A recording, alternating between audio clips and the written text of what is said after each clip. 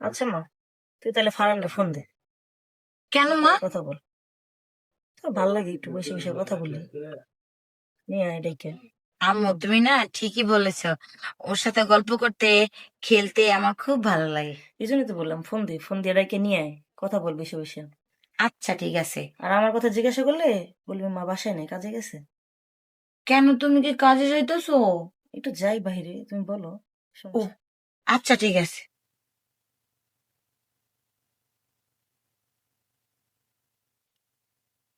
ফারহানকে call দিই। Hello Farhan.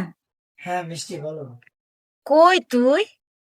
আমি ওই যে ওই কলা বাগানের এখানে আড্ডা দিতেছি, বাসায় যাইনি এখনো। তুই এখনো স্কুল ছেড়ে বাসায় যাসনি, কলা বাগানে আড্ডা দিতেছস? তাইলে তুই কি পড়াশোনা করবি না? এখন আবার কিসের পড়াশোনা, স্কুল থেকে আসলাম না। ও সরি রে, ভুলে গেছিলাম। আচ্ছা শোন, তুই না এখন আমাদের বাসায় আয়। আবার এই ব্যাগ নিয়ে তোর বাসায় যেতে হবে? হুম। কিসের জন্য? এমনি আমরা দুজনে একসাথে পড়বো, তারপর আমরা দুজনে খেলবো, গল্প করবো, আয়। ম্যাম আছে বাসায়? না, আম্মু বাসায় নাই রে। ও একা একা? হ্যাঁ। আচ্ছা থাক, তাহলে ব্যাগটা আমার ফ্রেন্ডের কাছে দিয়ে আসতেছি। আচ্ছা তাড়াতাড়ি আয়। Okay bye. ইস, আরামটা শেষ হোক।